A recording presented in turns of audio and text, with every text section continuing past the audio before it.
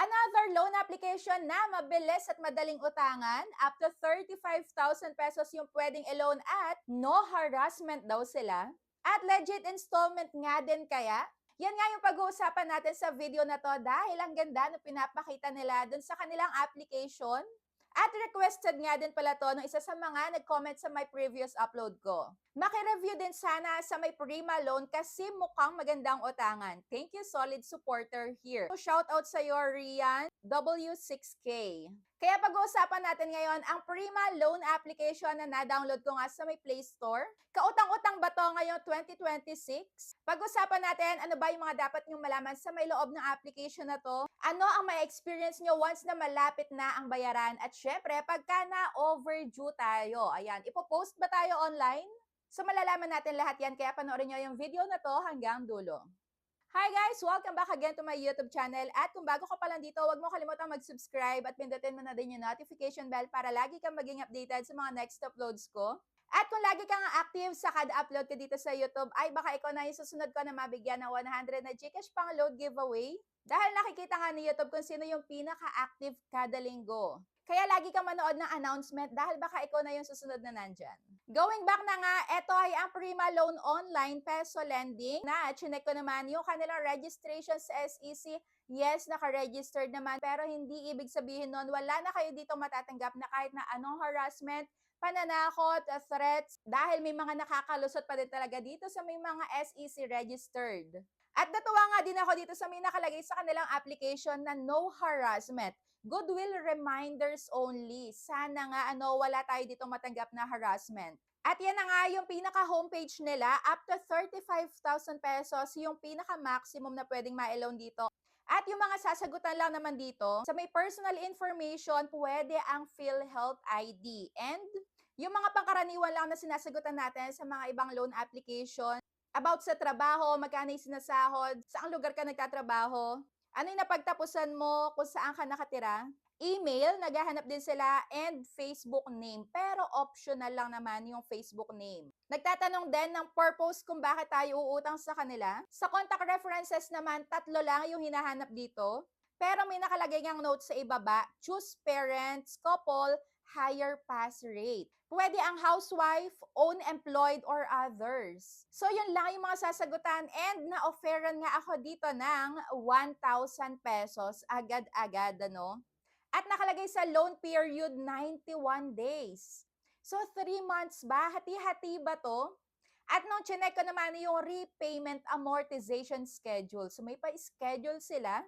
At may 7 sila na bayaran. May 7 due dates tayo dito. Yun nga lang, naka-percentage. So sa may unang pagbabayad, 7 days lang. At 65% na ng na-loan mo yung babayaran mo. And yung interval, every 7 days siya, kaya umabot ng hanggang 7 bayaran.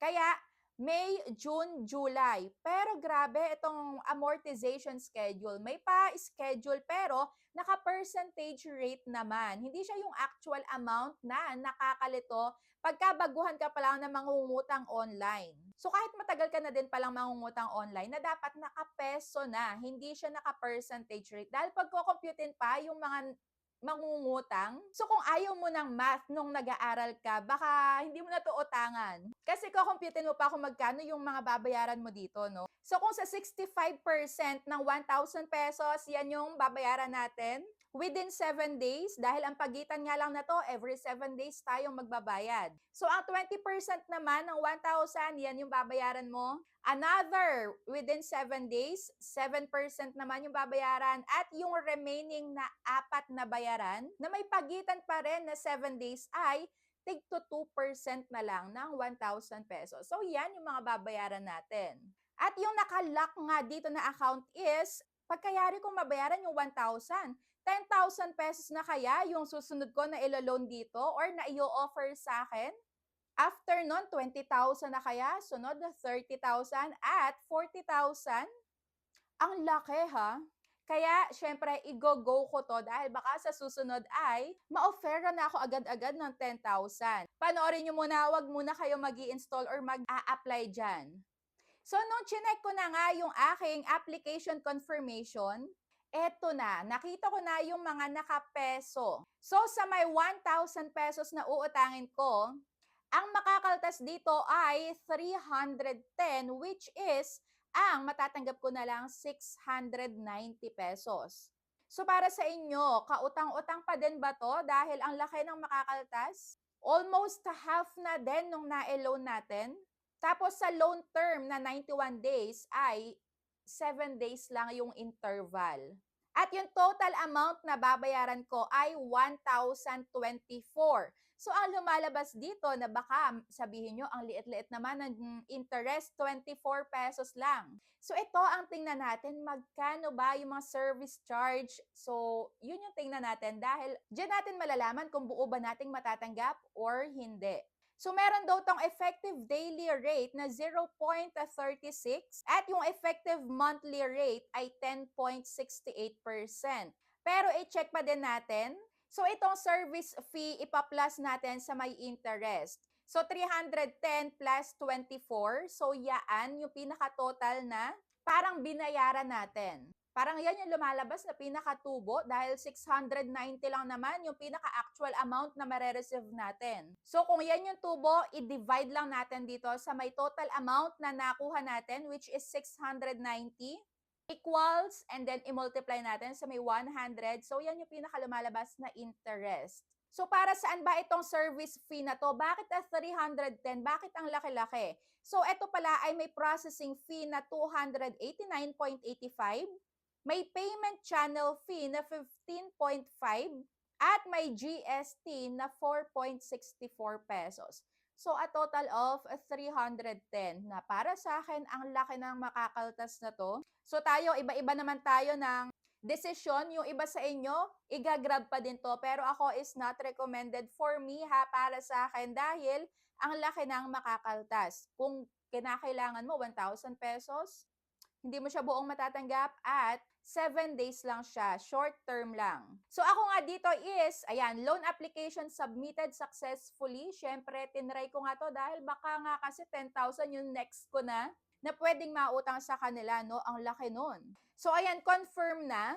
At yung remaining available credit, 0 na yan. So, naka-under review na ako. At yung credit approval process may take up to 24 hours. Ang tagal naman nating mag-aantay.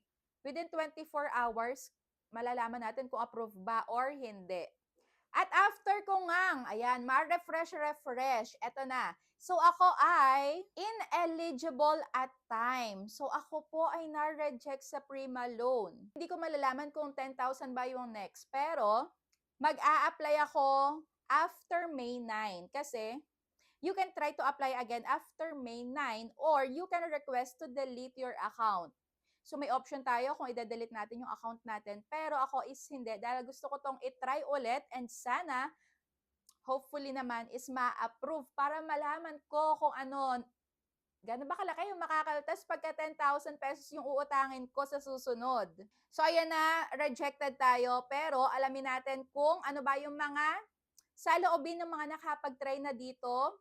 Nagpo-post kaya to online? So eto na nga. Chinek ko muna una yung kanilang application at nagbasa-basa sa may mga may 1-star rating. So sabi dito, I don't like this app. It takes time, like it's almost 24 hours and still not yet receiving any approval. So ayan, almost 24 hours na daw pero wala pang natatanggap na approve ba siya or hindi. So kung madalian na utangan ang hinahanap mo is hindi siya ito. So, ayun na nga. Paano pagka malapit na? Nag-search nga ako online at may nakita nga ako dito. So, sabi niya, good day, tanong lang po, nangaharas po ba si Prima Loan? Kasi 30,000 pesos ang approval, tapos 20,000 lang yung pumasok. And 7 days lang, need agad bayaran. Ang laki ng kaltas, 10,000 talaga. Grabe, ano? So may nag-comment, sabi, nabayaran nyo na po ba? Pinost po ba kayo? O eto na, ang sagot. Yes, pinost ako. So patas na daw silang dalawa. And another comment, ako din na-harass na. Pero nagsumbong ako sa CICC kaya medyo nag-stop yung harassment messages sa akin. Puro tawag na lang. So yes, pagka na-post kayo, may harassment, may mga hindi makataong paniningil, talagang pwedeng-pwede nyo na silang ireklamo, no? So, pwede kayong mag-report sa NPC para sa may data privacy violation. Pwede kayong mag-report sa may PNP Anti-Cybercrime Group, sa SEC, at syempre huwag nyo kalimutan na mag-report din sa Google Play or sa may App Store man yan kung saan nyo na-download yung mga loan application na kung saan nakakatanggap kayo ng harassments, ng mga pananakot, ng mga threats. Para malaman nga na may mga ganyang senaryo na nangyayari sa may mga borrowers. Yes, kailangan pa rin nating bayaran yung mga utang natin, dahil lang utang ay isang civil obligation, pero lagi ko nga din sinasabi, dapat yung paniningil nila is makatao para gumaan nga din yung loob ng mga borrowers na mas bayaran pa sila unti-untiin dahil maayos silang maningil. So kayo, ano yung experience nyo dito sa may Prima Loan app? Kautang-utang ba ngayong 2026? Comment down below. At kung may gusto pa kayong loan application na ipapareview, comment nyo lang dyan at i-reviewin ko para sa inyo. So para sa akin, malaki yung makakaltas dito sa may Prima Loan at hindi totoong no harassment sila. Meron at meron pa din at short term lang talaga, hindi siya installment, hindi siya 90 days, na hati-hati talaga. So kung i-accept nyo man yung offer sa inyo dito, ay dapat maging responsable kayo. Kailangan kayang bayaran doon sa may due date na ipinakita sa inyo. Pero kung hindi nyo naman kayang bayaran, is better i-skip nyo na lang yan, delete account, uninstall. So that's it for today's video. Thank you for watching and see you on my next vlog. Bye! So ito guys, yung gamit ko na phone, Samsung Galaxy A17. Ganyan yung likod niya, sobrang ganda. Sobrang nipis lang, pa-box type. Ganyan yung camera, meron ditong lagayan ng SIM sa gilid. Meron namang fingerprint din dito sa may kabilang gilid.